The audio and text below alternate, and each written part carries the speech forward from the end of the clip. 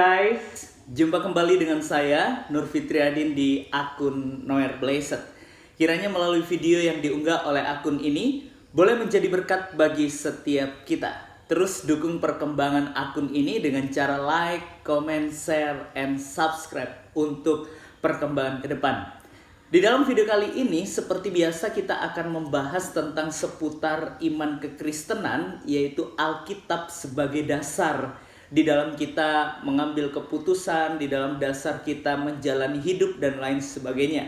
Tolak ukur dalam setiap kehidupan orang percaya adalah Alkitab yang adalah firman Allah.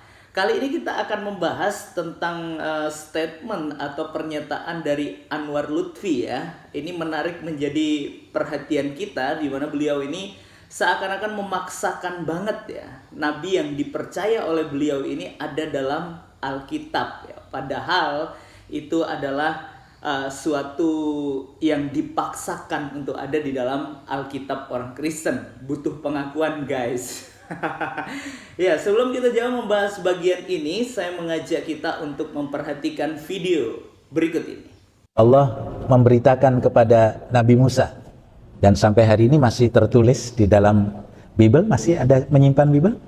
Boleh nanti di rumah dibuka kembali. Allah berfirman kepada Nabi Musa, "Aku akan membangkitkan seorang nabi yang seperti engkau Musa dari antara segala saudara Bani Israel." Artinya, nabi yang dijanjikan ini tidak berasal dari Bani Israel lagi, melainkan dia harus berasal dari segala saudara Bani Israel. Qadarullah, putra sulung Nabiullah Ibrahim alaihissalam berasal dari istri yang kedua, yaitu dari Hajar, yang bernama Ismail alaihissalam. Baru saja kita melihat pernyataan atau statement dari Anwar Lutfi ini ya, di mana beliau menyatakan bahwa di dalam mengutip di dalam Ulangan 18 ayat 18 bahwa seorang nabi yang akan diutus seperti Musa itu adalah dari luar Bani Israel. Ini menurut beliau ya, yang bagi saya itu adalah tafsiran masa bodoh buat saya. Nah, kalau kita memperhatikan bagian ini, saya mengajak kita mengingat kembali bagaimana debat timnya dari Anwar Lutfi ini ya, bersama dengan MYM dan bersama dengan Budi Asali ya. Di situ kita dapat melihat bagaimana beliau dengan dengan arogannya, yaitu gara-gara kitab yang dipercaya oleh beliau ini ditafsirkan yang gimana gitu ya guys ya. Sebenarnya bukan Budi Asali menafsirkan, beliau mendapatkan dari informasi dari temannya gitu ya guys ya. Tapi wah, marahnya udah luar biasa. Mari kita mengingat kembali bagaimana videonya, berikut videonya. Saya mungkin sekitar 6 bulan yang lalu atau lebih saya mulai main TikTok ya. Dan dari main TikTok itu saya mendapatkan banyak teman yang murtadin. Dan mereka semua mengatakan bahwa di dalam agama mereka yang lama tidak ada kepastian keselamatan. Jadi yang benar saudara atau mereka gitu loh. Nah, mereka tidak ada keyakinan keselamatan. Lalu mereka juga berkata bahwa kalau selamat selamat, tapi masuk neraka dulu.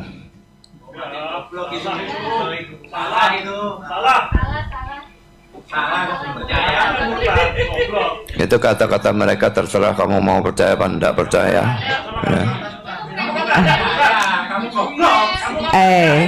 Baik audiens, tolong jangan ada kata penghinaan dan lain-lain ya. Kita bukan di sini sebagai non manusia, kita kan manusia ya, bisa berbicara dengan baik-baik ya.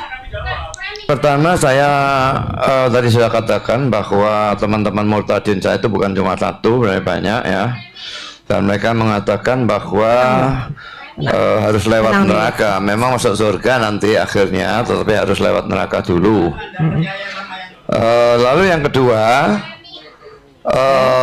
nabinya sendiri itu masih harus didoakan oleh umatnya. Nah kalau nabinya masih didoakan, lalu umatnya bagaimana? Oke. Harus diselesaikan. Anda meluas. Apa? Anda mulai melebar. Harus diselesaikan. Ini ngomong yakin selamat atau tidak yakin selamat ya? Ayo.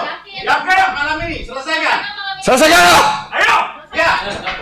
Bapak, tenang Pak, jangan ya seperti itu ya. Baik, mohon. Anda jangan pakai penafsiran sendiri. Ayo kita buka. Secara fakta, secara alkitabiah. Tenang. Jika ingin bertanya ataupun berinteraksi harus tenang ya. Jangan sepihak. Boleh beradu argumen, masih boleh beradu untuk pendapat, masih boleh, tapi jangan sampai ada emosi dan lain-lain. Ya, silakan ya. Ya, Pak ya. Ini kelakuannya yang menunjukkan yang membuat saya.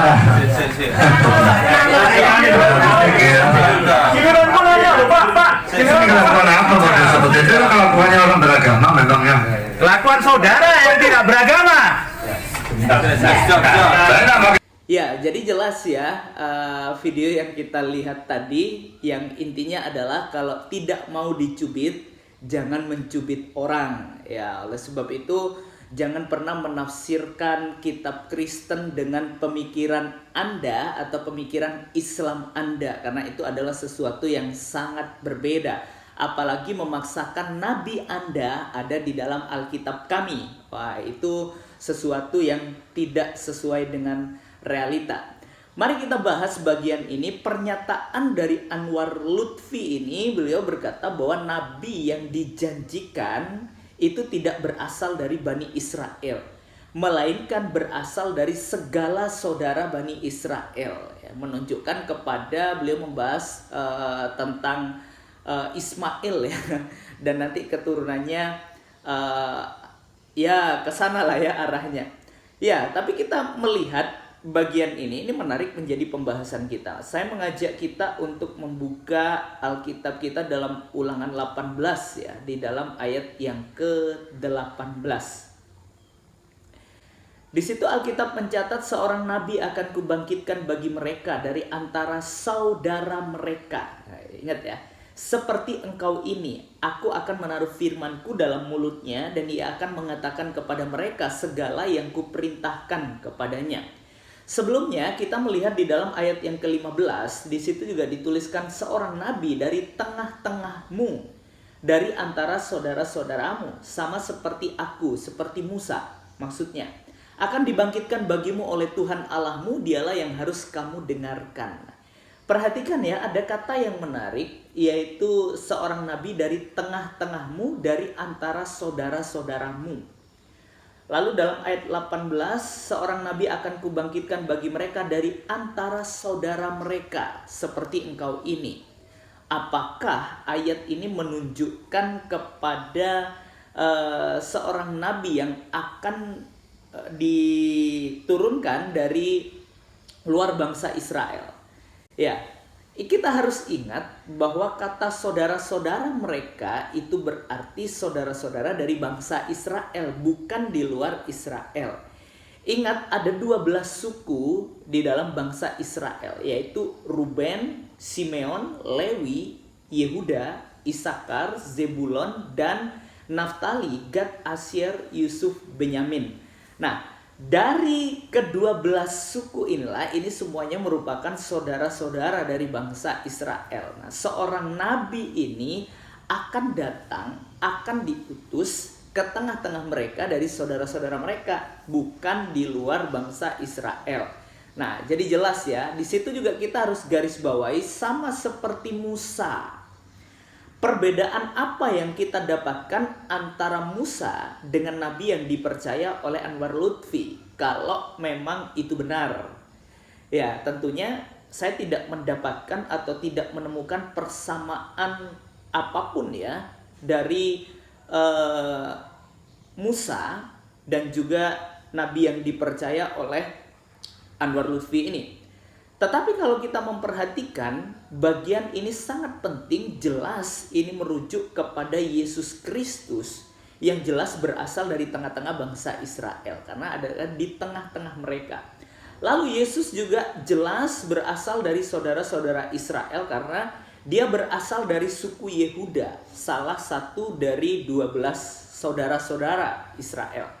Nah, kalau kita memperhatikan persamaan apa antara Musa dan Yesus Kristus ya. Kalau kita memperhatikan dalam Bilangan 11 ayat 17, Musa diurapi oleh Roh Kudus.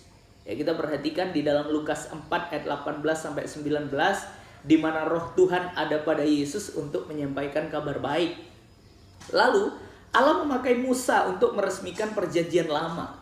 Ya, sedangkan Yesus meresmikan perjanjian baru. Lalu Musa menuntun bangsa Israel keluar dari Mesir ke Gunung Sinai dan menetapkan hubungan perjanjian dengan Allah. Kalau kita melihat Yesus Kristus, dia menebus umatnya dari dosa, belenggu iblis, dan menetapkan hubungan baru yang hidup dengan Allah agar melalui umatnya dapat masuk hadirat Allah. Lalu juga Musa dalam peraturan perjanjian lama menunjuk kepada persembahan seekor anak domba untuk mengadakan penebusan. Penebusan salah, harus ada korban ini, dan lain sebagainya. Tetapi kalau kita melihat Kristus sendirilah yang menjadi anak domba Allah untuk memberikan keselamatan kepada semua orang yang menerimanya. Lalu Musa dengan setia menunjuk kepada hukum Taurat serta kewajiban umat Allah untuk mentaati supaya menerima berkat-berkat Allah. Lalu Kristus menunjuk kepada dirinya sendiri dan Roh Kudus sebagai cara Allah untuk menggenapi kehendaknya serta menerima berkatnya dan hidup yang kekal. Jadi jelas ya, ada begitu banyak persamaan-persamaan yang sama seperti Musa. Kalau kita melihat nabi yang dipercaya oleh Anwar Lutfi, saya yakin dan percaya tidak ada kesamaan yang ada di dalamnya. Karena Ismail, Alkitab mencatat keturunannya akan seperti keledai liar. Itu yang dikatakan di dalam Alkitab. Ya, sedangkan Musa berbanding terbalik dengan apa yang ada, apa yang dilakukan semasa hidupnya. Jadi jelas dari bagian ini merupakan bukan nubuatan dari nabi yang akan datang yang dipercaya oleh Anwar Lutfi, tetapi ini adalah nabi yang menunjukkan kepada Yesus Kristus yang akan datang, dan Mesias itu akan datang di tengah-tengah bangsa Israel dan akan menyelamatkan umatnya. Jadi jelas ya, dari bagian ini sangat jelas, jangan pernah paksakan nabi Anda atau pikiran Islam Anda untuk ada di dalam Alkitab kami. Karena itu adalah sesuatu yang tidak akan pernah ada dan tidak akan pernah sama pemahaman Anda dengan pemahaman kami. Ya, kiranya video ini boleh menjadi berkat bagi setiap kita dan membukakan wawasan kita untuk berpikir waras serta hidup dalam kewarasan. Tuhan Yesus memberkati.